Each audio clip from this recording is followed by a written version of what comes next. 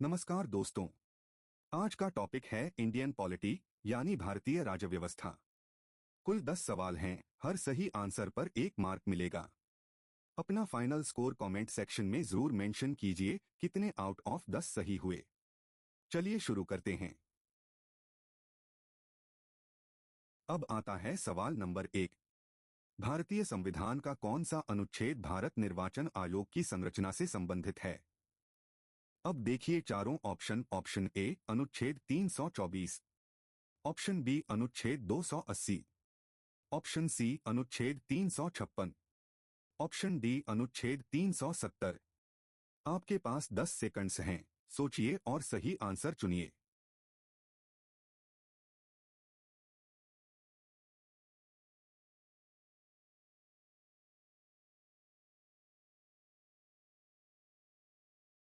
तो इसका correct answer है ऑप्शन ए यानी अनुच्छेद 324। अब इसे समझते हैं। अनुच्छेद 324 के अनुसार चुनावों का अधीक्षण, निर्देशन और नियंत्रण भारत निर्वाचन आयोग में निहित है। तो याद रखिए ये पॉइंट। सवाल नंबर 2 ध्यान से सुनिए। मामले के रिकॉर्ड स्थानांतरित करने के लिए उच्च न्यायालय द्वारा निचली अदालत को कौन सी रिट जारी की जाती है? अब देखिए चारों ऑप्शन। ऑप्शन ए बंदी प्रत्यक्षीकरण, ऑप्शन बी परमादेश, ऑप्शन सी उत्प्रेषण, ऑप्शन डी अधिकार परीक्षा। आपके पास 10 सेकंड्स हैं, सोचिए और सही आंसर चुनिए।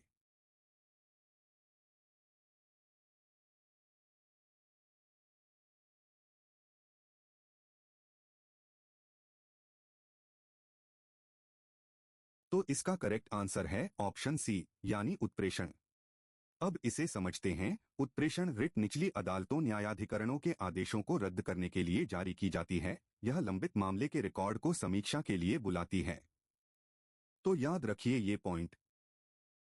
अगला सवाल नंबर 3। निम्नलिखित कथनों पर विचार करें। 1. राज्यसभा को धन विधेयकों में लोकसभा के बराबर शक्तियां प्राप्त हैं।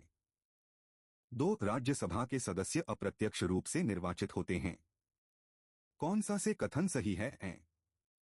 अब देखिए चारों ऑप्शन। ऑप्शन ए केवल 1, ऑप्शन बी केवल 2, ऑप्शन सी 1 और 2 दोनों, ऑप्शन डी न तो 1 और न ही 2। आपके पास 10 सेकंड्स हैं, सोचिए और सही आंसर चुनिए। और हाँ, अब तक आपने कितने आउट ऑफ 3 सही किए कमेंट सेक्शन में जरूर बताइए।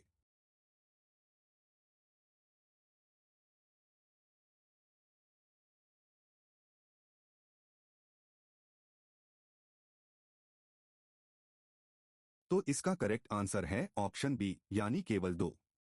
अब इसे समझते हैं। कथन 1 गलत है। राज्यसभा की धन विधेयकों में सीमित भूमिका है, केवल 14 दिनों में सिफारिशें कर सकती है। कथन 2 सही है। राज्यसभा सदस्य राज्य विधानसभाओं द्वारा निर्वाचित होते हैं। तो याद रखिए ये पॉइंट। देखिए सवाल नंबर 4। राज्य के नीति निदेशक तत्व भारतीय संविधान के किस भाग में निहित हैं? अब देखिए चारों ऑप्शन। ऑप्शन ए भाग 3, ऑप्शन बी भाग 4, ऑप्शन सी भाग वी, ऑप्शन डी भाग 6। आपके पास 10 सेकंड्स हैं, सोचिए और सही आंसर चुनिए।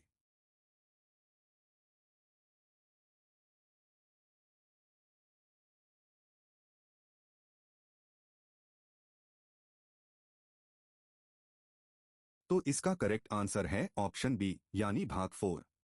अब इसे समझते हैं। संविधान का भाग 4 अनुच्छेद 36-51 राज्य के नीति निदेशक तत्वों को समाहित करता है, जो आयरिश संविधान से प्रेरित हैं। तो याद रखिए ये पॉइंट। चलिए सवाल नंबर 5 देखते हैं। संसद के दोनों सदनों की संयुक्त बैठक की अध्यक्षता कौन करता है? अब देखिए चारों ऑप्शन। ऑप्शन ए भारत के राष्ट्रपति, ऑप्शन बी उपराष्ट्रपति, ऑप्शन सी लोकसभा अध्यक्ष, ऑप्शन डी प्रधानमंत्री। आपके पास 10 सेकंड्स हैं, सोचिए और सही आंसर चुनिए।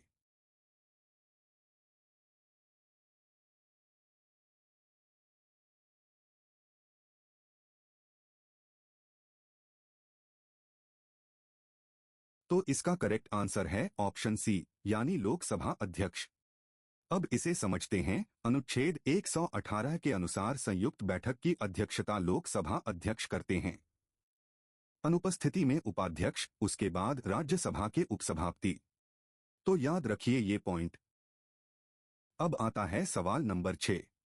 भारतीय संविधान के किस संशोधन में प्रस्तावना में समाजवादी, पंथनिरपेक्ष और अखंडता शब्द जोड़े गए? अब देखिए चारों ऑप्शन। ऑप्शन ए 24वां संशोधन, ऑप्शन बी 42वां संशोधन, ऑप्शन सी 44वां संशोधन, ऑप्शन डी 52वां संशोधन। आपके पास 10 सेकंड्स हैं, सोचिए और सही आंसर चुनिए।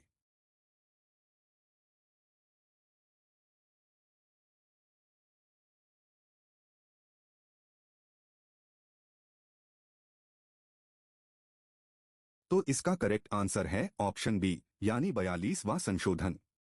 अब इसे समझते हैं। 42वें संविधान संशोधन अधिनियम 1976 ने आपातकाल के दौरान प्रस्तावना में समाजवादी, पंथनिरपेक्ष और अखंडता शब्द जोड़े। तो याद रखिए ये पॉइंट।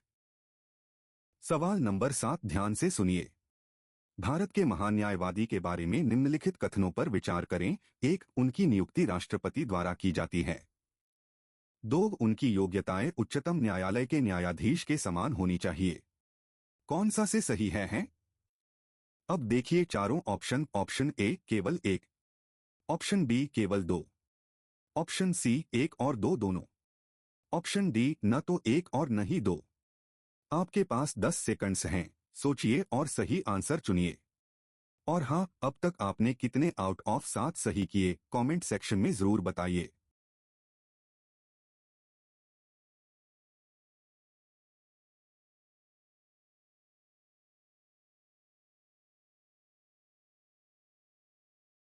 तो इसका करेक्ट आंसर है ऑप्शन सी, यानी एक और दो दोनों। अब इसे समझते हैं। दोनों कथन सही हैं। अनुच्छेद 76 महान न्यायवादी की नियुक्ति राष्ट्रपति करते हैं और उन्हें उच्चतम न्यायालय के न्यायाधीश की योग्यता रखनी चाहिए।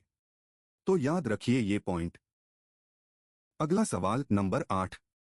भारतीय संविधान में एकल नागरिकता की अवधारणा किस देश के संविधान से ली गई है? अब देखिए चारों ऑप्शन। ऑप्शन ए संयुक्त राज्य America, option B United Kingdom, option C Canada, option D Australia. आपके पास 10 सेकंड्स हैं, सोचिए और सही आंसर चुनिए।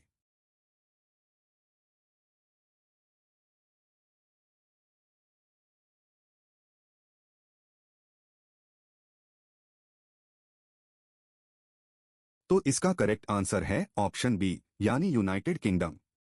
अब इसे समझते हैं। एकल नागरिकता यूके के संविधान से ली गई है।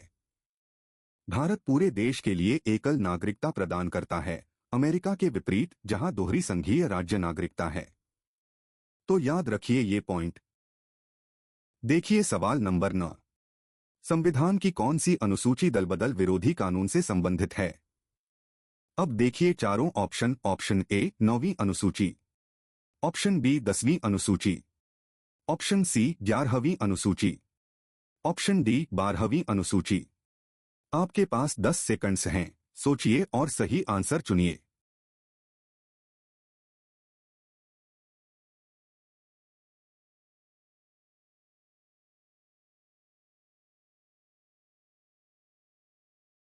तो इसका करेक्ट आंसर है ऑप्शन बी, यानी 10वीं अनुसूची।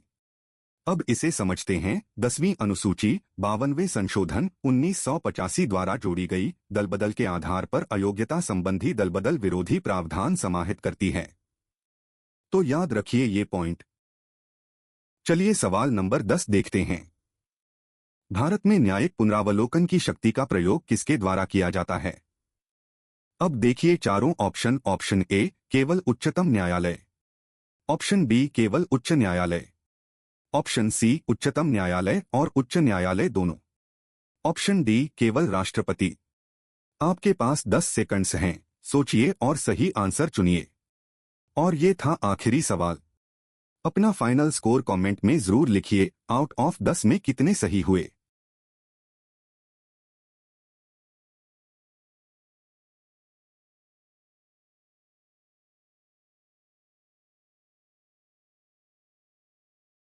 तो इसका करेक्ट आंसर है ऑप्शन सी, यानी उच्चतम न्यायालय और उच्च न्यायालय दोनों। अब इसे समझते हैं। उच्चतम न्यायालय अनुच्छेद 32, 136, 137 और उच्च न्यायालय अनुच्छेद 226/227 दोनों विधायी और कार्यकारी कार्यों की न्यायिक समीक्षा करते हैं। तो याद रखिए ये पॉइंट। तो दोस्तों, आज के 10 MCQ में आपका टोटल स्कोर क्या रहा? कमेंट्स में मेंशन करिए 10/10, 9/10, 8/10 या इससे कम। वीडियो अच्छा लगा तो लाइक करिए, चैनल सब्सक्राइब करिए और डेली प्रैक्टिस के लिए विजिट करिए exam.netmock.com। मिलते हैं कल के MCQ में, तब तक के लिए कीप लर्निंग। जय हिंद।